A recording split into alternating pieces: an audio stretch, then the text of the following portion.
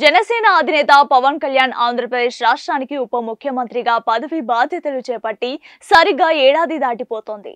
మొన్నటిదాకా సినీ నటుడిగా ఓ రాజకీయ పార్టీ అధినేతగానే కొనసాగిన పవన్ ఏడాది క్రితం డిప్యూటీ సీఎం అనే కొత్త బాధ్యతల్లోకి అడుగుపెట్టారు.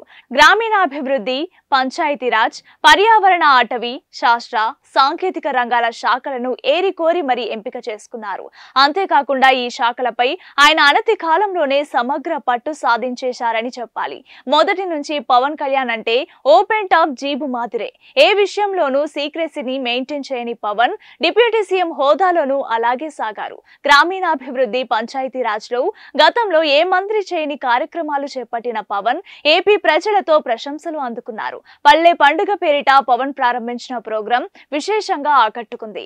ఇక పంట కుంటలు, పశువులకు నీటి తొట్టెలు వంటి కార్యక్రమాలతో పవన్ తనదైన శైలి, పనితీరును చూపెట్టారు. గిరిజన గ్రామాలకు రోడ్డు సౌకర్యం పవన్ ప్రతిష్టను ఎక్కడికో చేర్చేసింది. కేంద్రంలోని ఎన్డీఏ సర్కార్ నిలిపివేసిన జల్ జీవన్ మిషన్ పథకాన్ని మరింత కాలం పాటు పొడిగించేలా ప్రధాని నరేంద్ర మోదీని ఒప్పించిన పవన్ ఏపీకి మెజారిటీ నిధులను తీసుకొచ్చారు. ఈ పనితోనే డిప్యూటీ సీఎం గా సత్తా చాటిన పవన్ ఆ తర్వాత పల్లె సీమల్లో వెలుగులు నింపుతూ సాగారు. ఇక అటవీ, పర్యావరణ శాఖ మంత్రి హోదాలో పవన్ అటవీ భూములను ఆక్రమించిన దురాక్రమదారుల వెన్నులో వణుకు పుట్టించారు. సాక్షాత్తు వైసీపీ అధినేత జగన్ కు చెందిన సరస్వతి పవర్ భూముల్లోనూ అటవీ భూములను గుర్తించిన పవన్ వాటిని ప్రభుత్వానికి స్వాధీనం చేశారు. ఇక వైసీపీ కీలక నేత, మాజీ మంత్రి పెద్దిరెడ్డి రామచంద్రారెడ్డి దురాక్రమించిన అటవీ భూములను గుర్తించిన పవన్ వాటిపై కేసులు నమోదు చేయించారు. ఈ వ్యవహారం ఇప్పుడు కోర్టులో నడుస్తోంది.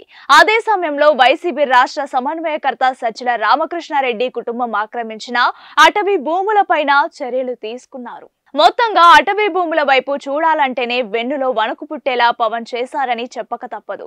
ఇక డిప్యూటీ సీఎం గానే కాకుండా వ్యక్తిగతంగానూ పవన్ చాలా కార్యక్రమాలే చేపట్టారు. పవన్ చేపట్టిన ప్రతి కార్యక్రమం కూడా ఇలా ప్రజామోదం పొందిందనే చెప్పాలి. తన ప్రోగ్రెస్ ను తానే బయట పెట్టుకున్న పవన్ భవిష్యత్తులో మరింత పారదర్శకంగా, మరింత బాధ్యతగా విధులు నిర్వర్తిస్తారని ప్రజలకు హామీ ఇచ్చారు. పిఠాపురం నియోజకవర్గంలో వేల కోట్ల రూపాయలతో చాలా అభివృద్ధి పనులు పూర్తి చేశాం. రాష్ట్రంలో ఆదర్శ నియోజకవర్గంగా తీర్చిదిద్దేందుకు ప్రత్యేక దృష్టి పెట్టామని పవన్ కళ్యాణ్ పేర్కొన్నారు. అది విషయం. జనసేన అధినేత పవన్ కళ్యాణ్ ఆంధ్రప్రదేశ్ రాష్ట్రానికి ఉప ముఖ్యమంత్రిగా పదవి బాధ్యతలు చేపట్టి సరిగ్గా ఏడాది దాటిపోతోంది. మొన్నటిదాకా సినీ నటుడిగా ఓ రాజకీయ పార్టీ అధినేతగానే కొనసాగిన పవన్ ఏడాది క్రితం డిప్యూటీ సీఎం అనే కొత్త బాధ్యతల్లోకి అడుగుపెట్టారు. గ్రామీణాభివృద్ధి, పంచాయతీరాజ్, పర్యావరణ, అటవీ, శాస్త్ర, సాంకేతిక రంగాల శాఖలను ఏరికోరి మరీ ఎంపిక చేసుకున్నారు. అంతేకాకుండా ఈ శాఖలపై ఆయన అనతి కాలంలోనే సమగ్ర పట్టు సాధించేశారని చెప్పాలి. మొదటి నుంచి పవన్ కళ్యాణ్ అంటే ఓపెన్ టాప్ జీబు మాదిరే. ఏ విషయంలోనూ సీక్రెసీని మెయింటైన్ చేయని పవన్ డిప్యూటీ సీఎం హోదాలోనూ అలాగే సాగారు. గ్రామీణాభివృద్ధి, పంచాయతీరాజ్ లో గతంలో ఏ మంత్రి చేయని కార్యక్రమాలు చేపట్టిన పవన్ ఏపీ ప్రజలతో ప్రశంసలు అందుకున్నారు. పల్లె పండుగ పేరిట పవన్ ప్రారంభించిన ప్రోగ్రాం విశేషంగా ఆకట్టుకుంది. ఇక పంట కుంటలు, పశువులకు నీటి తొట్టెలు వంటి కార్యక్రమాలతో పవన్ తనదైన శైలి, పనితీరును చూపెట్టారు. గిరిజన గ్రామాలకు రోడ్డు సౌకర్యం పవన్ ప్రతిష్టను ఎక్కడికో చేర్చేసింది. కేంద్రంలోని ఎన్డీఏ సర్కార్ నిలిపివేసిన జల్ జీవన్ మిషన్ పథకాన్ని మరింత కాలం పాటు పొడిగించేలా ప్రధాని నరేంద్ర మోదీని ఒప్పించిన పవన్ ఏపీకి మెజారిటీ నిధులను తీసుకొచ్చారు. ఈ పనితోనే డిప్యూటీ సీఎం గా సత్తా చాటిన పవన్ ఆ తర్వాత పల్లె సీమల్లో వెలుగులు నింపుతూ సాగారు. ఇక అటవీ, పర్యావరణ శాఖ మంత్రి హోదాలో పవన్ అటవీ భూములను ఆక్రమించిన దురాక్రమదారుల వెన్నులో వణుకు పుట్టించారు. సాక్షాత్తు వైసీపీ అధినేత జగన్ కు చెందిన సరస్వతి పవర్ భూముల్లోనూ అటవీ భూములను గుర్తించిన పవన్ వాటిని ప్రభుత్వానికి స్వాధీనం చేశారు. ఇక వైసీపీ కీలక నేత, మాజీ మంత్రి పెద్దిరెడ్డి రామచంద్రారెడ్డి దురాక్రమించిన అటవీ భూములను గుర్తించిన పవన్ వాటిపై కేసులు నమోదు చేయించారు. ఈ వ్యవహారం ఇప్పుడు కోర్టులో నడుస్తోంది. అదే సమయంలో వైసీపీ రాష్ట్ర సమన్వయకర్త సజ్జల రామకృష్ణారెడ్డి కుటుంబం ఆక్రమించిన అటవీ భూములపైన చర్యలు తీసుకున్నారు.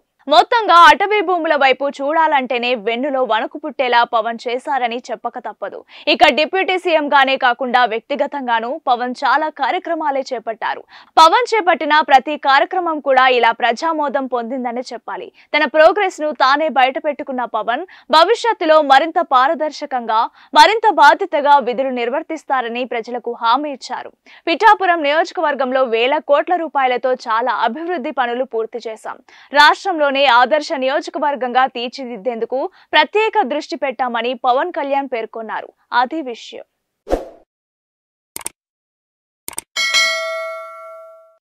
Hi friends, thank you for watching this video. ఈ వీడియో గనుక మీకు నచ్చినట్లయితే దయచేసి లైక్ చేయండి, షేర్ చేయండి.